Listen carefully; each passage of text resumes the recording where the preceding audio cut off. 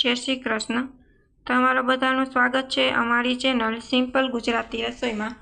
તો આજે આપણે બનાવવાના છે બટેકાવડા. જેવા લગ્ન પ્રસંગોમાં કે તમે બજાર, રેસ્ટોરન્ટ પર કે ધાબા પર ખાઓ છો બટેકાવડા, તેવા જ ઘરે બનાવીને તૈયાર કરવાના છે. તમે જોઈ શકો છો જેવા લગ્ન પ્રસંગોમાં બને છે તેવા જ બટેકાવડા ઘરે બનીને તૈયાર થઈ ગયા છે. બસ અંદરનો મસાલો બનાવવાની જ ખૂબી હોય છે. જો તમારો મસાલો ખૂબ જ સરસ બને તો તમારા બટાકાવડા પણ જેવા લગ્ન પ્રસંગોમાં બનતા હોય છે તેવા જ સ્વાદ સાથે ઘરે બનીને તૈયાર થાય છે. તો આવા બટેકા બનાવવા માટે સૌથી પહેલાં આપણે મસાલો બનાવી લેશું. જો તમને અમારી રેસીપી ગમે તો ચેનલને લાઈક કરજો, શેર કરજો અને સબસ્ક્રાઈબ કરજો. તો તમે જોઈ શકો છો આપણો મસાલો અને બેટર આપણે આવી જ રીતના બનાવીને તૈયાર કરવાનું છે. જો તમારું બેટર પરફેક્ટ હશે તો તમારા બટાકાવાળામાં સરસ રીતે ચણાનો લોટ છે તે સ્પોટ થઈ જશે. તો ચાલો બટાકાવાળા બનાવવાનું શરૂ કરીએ. તો તેના માટે સૌથી પહેલાં અહીં મેં 500 ગ્રામ જેટલા બટેકા છે તે બાફી લીધા છે. હવે તેનો મસાલો બનાવવા માટે એટલા ઇન્ગ્રેડિયન્ટ્સની જરૂર પડશે, જેમાં લીંબુનો રસ, આદુ મરચાંની પેસ્ટ, અહીં મેં લીલું લસણ અને ધાણા ભાજી લઈ લીધી છે, કોથમરી. તમારે લીલું લસણ ન હોય તો તમે સૂકા લસણની પેસ્ટ પણ બનાવીને એડ કરી શકો છો, અને ના હોય તો સ્કીપ પણ કરી શકો છો. હવે આપણે હલકા હાથેથી આપણે બટેકા છે તેને મેશ કરી લેશું. તમારે આ વાતની ખાસ ધ્યાન રાખવાની, હાથની મદદથી કરવાના. તમે મેસરની મદદથી મેશ કરશો તો તમારા બટેકાવાળા છે તે ચીકણા થઈ જતા હોય છે. હવે આપણે સ્વાદ પ્રમાણે બધા જ મસાલા નાખી દઈશું, જેમાં 1 ચમચી હળદર, 2 ચમચી જેટલું ધાણા જીરું પાવડર, અડધી ચમચી જેટલી હિંગ, અડધી ચમચી જેટલો ગરમ મસાલો અને 2 મોટી ચમચી જેટલું લાલ મરચું પાવડર. અહીં જે આદુ મરચાંની પેસ્ટ કરેલ છે તે એડ કરી દઈશું. લીલું લસણ છે તે એડ કરી દઈશું.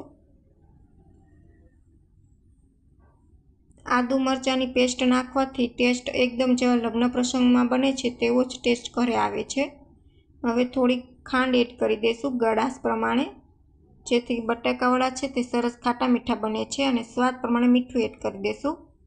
અને હવે એ ઉપરથી આપણે લીંબુનો રસ એડ કરી દઈશું. સૌથી પહેલાં આપણે મસાલાને હળવા હાથેથી હલાવી લેશું. બહુ તમારે આમ મસાલો છે તેને બહુ મસળી નથી નાખવાનો, નકર તમારા બટેટાવડા છે તે ચીકણા થઈ જશે, જેથી બટેકાવડાનો ટેસ્ટ છે તે તેવો નહીં આવે. આ વાતની તમારે ખાસ ધ્યાન રાખવાની છે. હલકા હાથેથી સાવ આપણે મસાલો છે તે મિક્સ કરી લેશું. બધા જ મસાલા સારી રીતના મિક્સ થઈ જાય ત્યાર પછી આપણે ઉપરથી ધાણા ભાજી એડ કરી દઈશું, કોથમરી. તમે જોઈ શકો છો કેવો મસાલો બનીને તૈયાર થયો છે. જેવો લગ્ન પ્રસંગમાં મસાલો હોય તેવો જ ઘરે બનીને તૈયાર થઈ ગયો છે. તમારે આમાં દાડમના દાણા એડ કરવા હોય તો તમે એડ કરી શકો છો, પણ અત્યારે મારી પાસે નથી એટલે મેં સ્કીપ કર્યા છે. હવે આપણે મોટા હવે આપણે બટાકાવડા છે તે વડા બનાવી લેશું.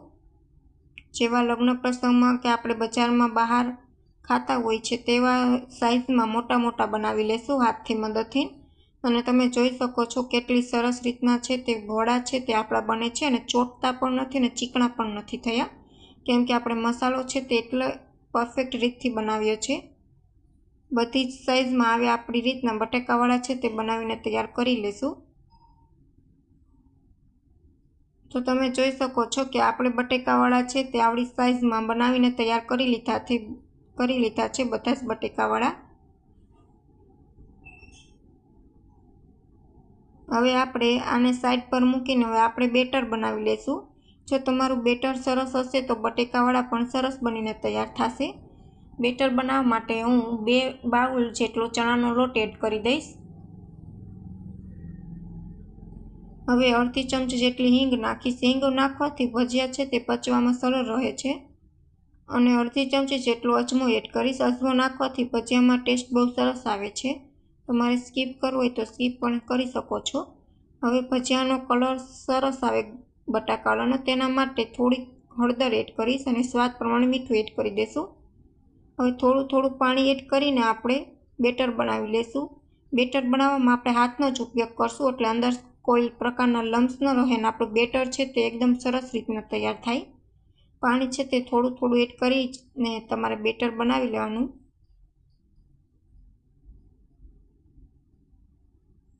એક જ ડાયરેક્શનમાં બેટર બનાવવાનું જેથી બેટર છે તે સરસ બનીને તૈયાર થાય. તો તમે જોઈ શકો છો આટલું ગાળું છે તે તમારે બેટર બનાવવાનું છે એટલે તમારા બટેકાના જે વડા છે તે લોટમાં સારી રીતના કોટ થઈ શકે. હવે સાઈડ પર તેલ છે તે ગરમ થવા માટે મૂકી દીધું છે. હવે આપણે આમાં અડધી ચમચી જેટલો સોડા એડ કરી દઈશું. તમારે આમાં ખાસ વાતની ધ્યાન રાખવાની છે કે લીંબુનો રસ એડ નથી કરવાનો. જો તમે લીંબુનો રસ એડ કરશો તો તમારે બટાકાવડામાં તેલ ચડી જશે એટલે તમારે ચપટી એક સોડા નાખીને તમારે જો માથે પાણી કદાચ એડ કરવું હોય તો પાણી એડ કરી શકો છો, પણ લીંબુનો રસ એડ ન કરતા, નહીંતર બટેકાવડામાં તમારે તેલ ચડી જશે. આ વાતની ખાસ ધ્યાન રાખજો. મેં તો એમને ફેટી લીધું છે, પાણી ને કાંઈ લીંબુનો રસ બેમાંથી એકય એડ કર્યો નથી. હવે આપણું બેટર એકદમ સરસ તૈયાર છે બટેકાવડા સ્કોટ કરવા માટે. હવે તેલ પણ ગરમ થઈ ગયું છે અને આવી રીતના બટેકું વડું છે તેને સારી રીતના લોટમાં આપણે બોરીને હવે ગરમ તેલમાં મૂકી દઈશું.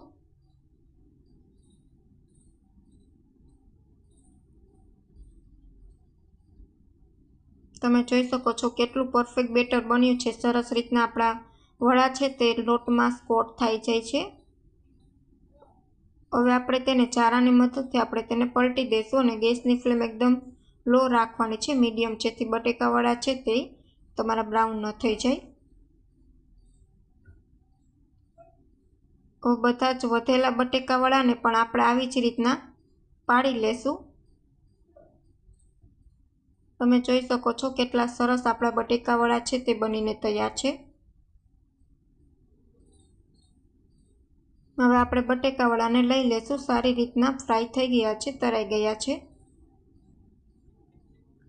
મોઢામાં જ પાણી આવી જાય તેવા આપણા બટેકાવડા બનીને તૈયાર છે. જો તમને અમારી રેસીપી ગમે તો ચેનલને લાઈક કરજો, શેર કરજો અને સબસ્ક્રાઈબ કરજો અને કમેન્ટમાં જરૂર કમેન્ટ કરજો કે તમને અમારી રેસીપી કેવી લાગી.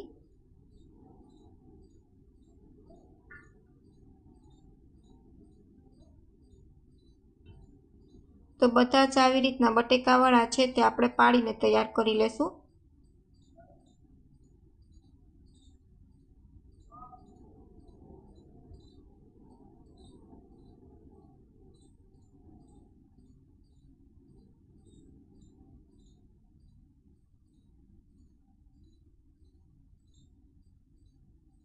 તો તમે જોઈ શકો છો આપણા બટેકાવડા છે તે બનીને તૈયાર છે.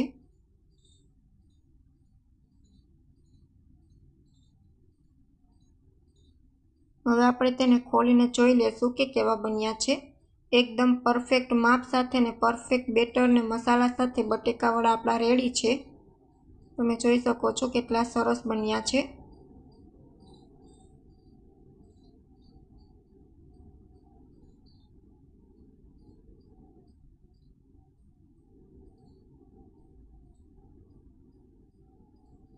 તમે જોઈ શકો છો લોટ પણ સારી રીતના કેવો કોટ થઈ ગયો છે. Thank you for my watching video.